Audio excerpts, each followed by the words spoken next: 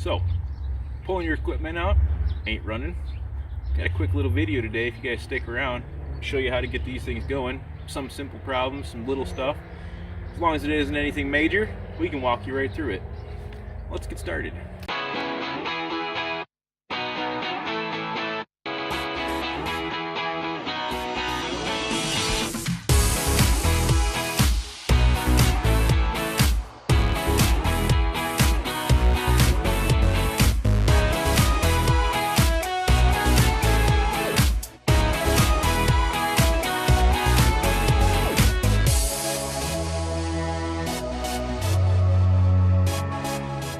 The things you're going to need to do this job are going to be some carb cleaner.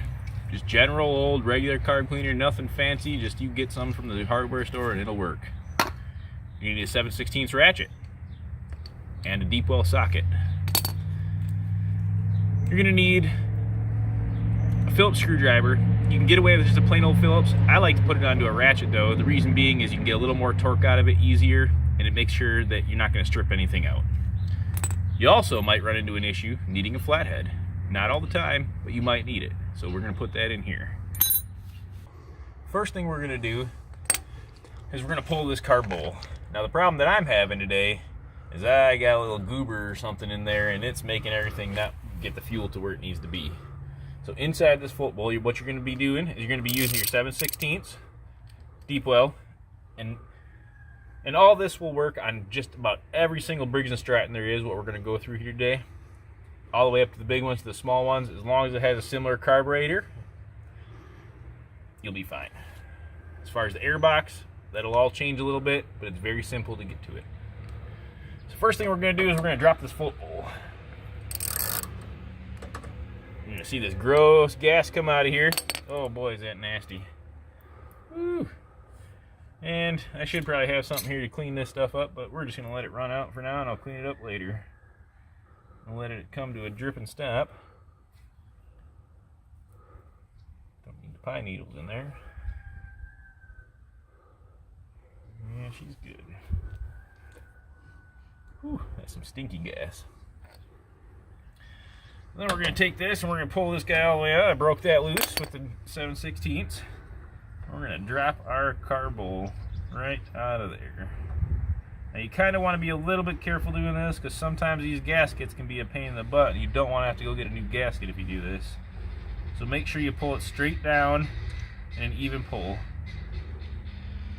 Goofy giddies, you can hear them in the background just going bananas. So, see how I pulled that down? My gasket actually stayed right up there, and I'm not going to even mess with it today. You can see there's some pretty gross gas in there. It actually doesn't look too bad. So we need to figure out where things are getting funny at. As of right now, it doesn't look like I have any issue there. So what we're going to do, we're going to now pull off the air box. The reason we're going to pull off the air box is to get to the fuel jets that allow the fuel to come up into the carburetor. More than likely I got a little goober in one of those. And when you get a little goober in one of those, have fun trying to start it or have it run without it being on choke. And it's not good to have your motor running on choke. So first thing to remove the air box, we're going to pull this off. Another 7/16. Don't really need the deep well here, but since I already had it, that's just how we're going to use it. Shouldn't take much to get this bolt off, or this nut off, I mean. I'm going to set him there so he don't go nowhere. Then we're going to break this one loose. I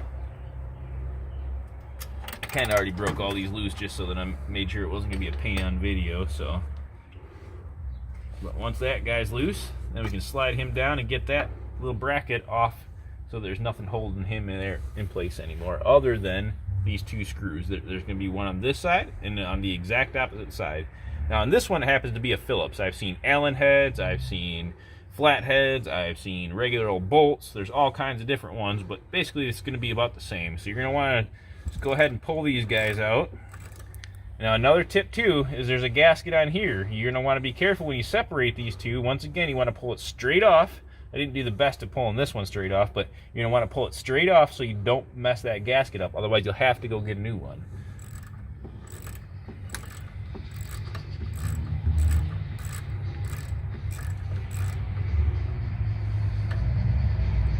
once you break them free, then you can just use a regular old screwdriver. I just like to use the ratchet to break them free because I don't want to strip those little guys out. I'd like to reuse them.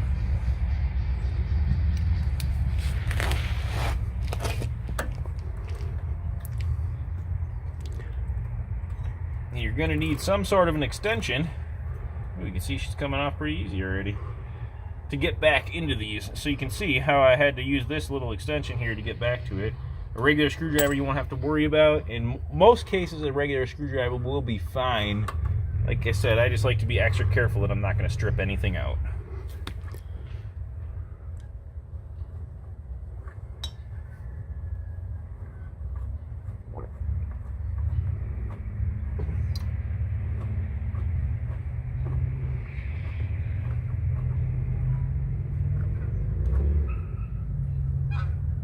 Now, that's pulled off of there. It's still in good condition. I pulled it straight off of there. I've also removed the crankcase ventilation, so you don't have to worry about that. So it's really easy just to push fit. Nothing really heavy is going to come out of that. If there is a lot of oil coming out of that, that means you probably overfilled your oil at some point, and that could be causing all kinds of issues as well.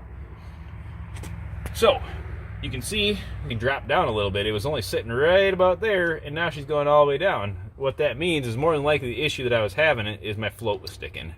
Everything's perfectly fine, everything's good, but we're gonna go through the rest of this just to, since I got it apart, to show you guys. So now that I have everything pulled apart, we're gonna get into the good stuff. Now you really should be wearing eye protection when you do this. I've caught this stuff in the eye more than a couple of times. It's not fun. Now that I've done it, it doesn't bother me so much, but it's not good for you either. So we're gonna take this. First thing we're gonna do, I'm gonna show you where the jets are that you're gonna wanna spray out.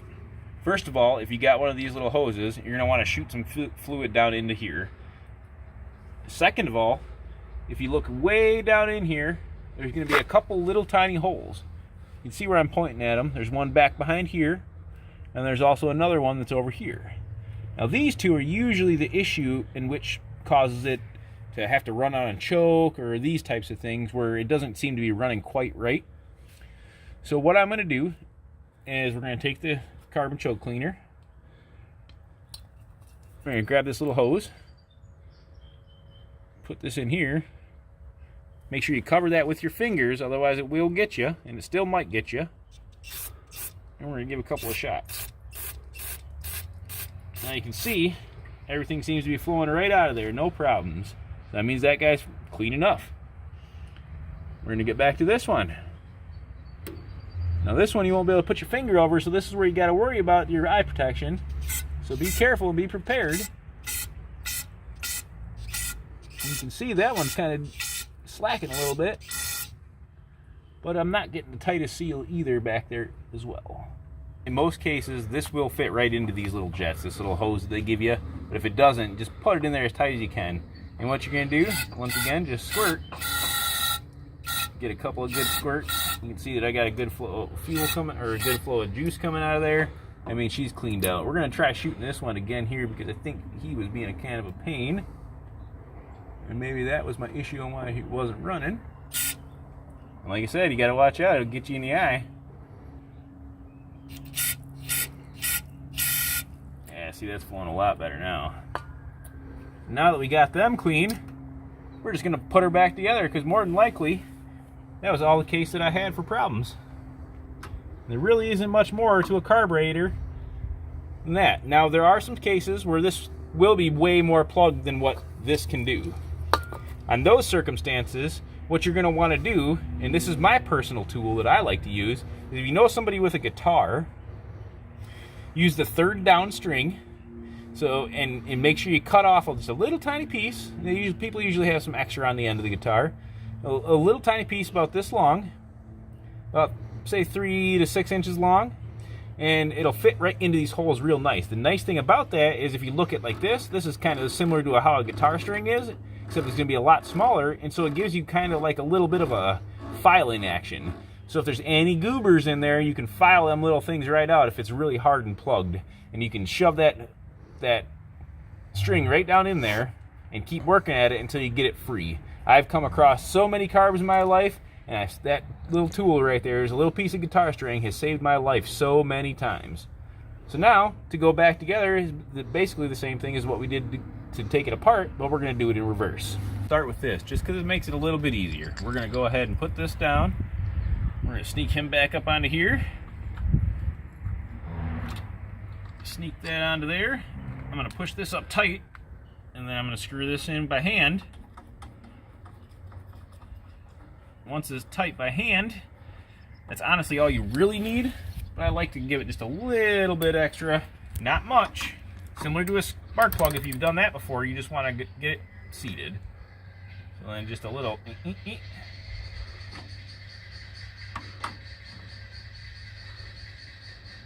And you'll feel it start to tighten up real good. Once it tightens up, that's all you got to do. No more than that. You don't want to strip that, otherwise you'll have to get a whole new carburetor. All right, so now that we got the foot bowl back on, we're going to reattach the air cleaner. First thing I'm going to start with is the crankcase vent. We're going to hook that up on the back side. You're not going to be able to see this the best, but you can see this hose is going to go right onto that guy. And a lot of times you won't even necessarily have these, but this certain one does have it. I'm going to lift this up, give it a little twist here, and we're going to take our little plastic hose, sneak him back up inside there. There is no certain way that needs to go. He just needs to go inside there. And then we're going to get that lined up. And I'll get this back screw started here quick.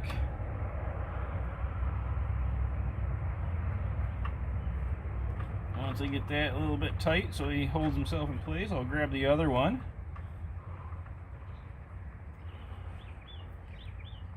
And put him in there.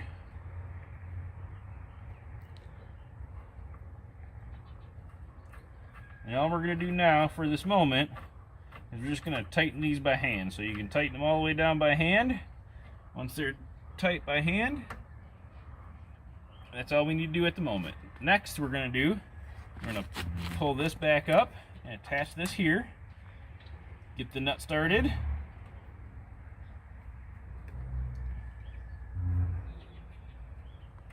then we're going to tighten this one first.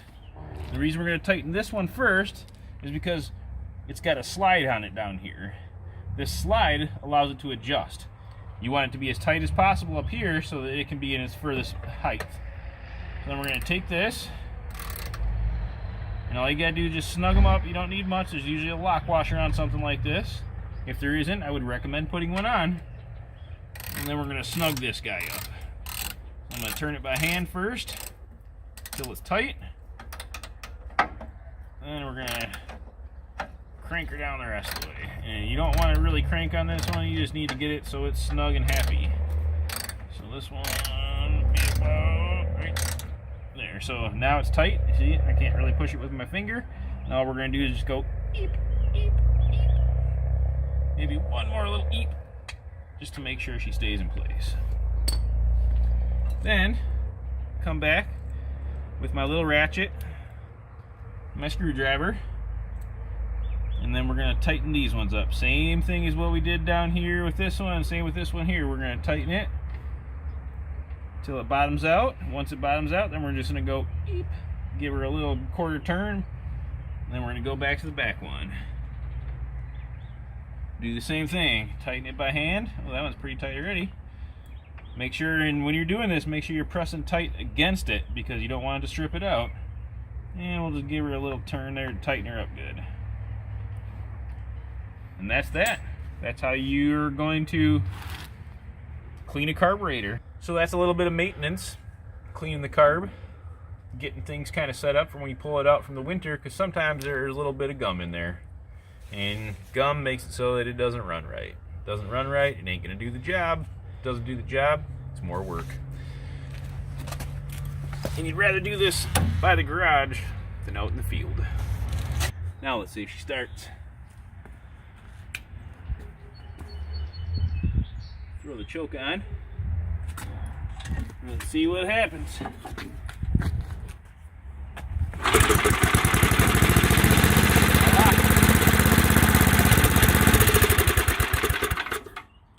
And she runs. So remember, to share, like, subscribe, and click that bell. And we'll be back at you with another video soon.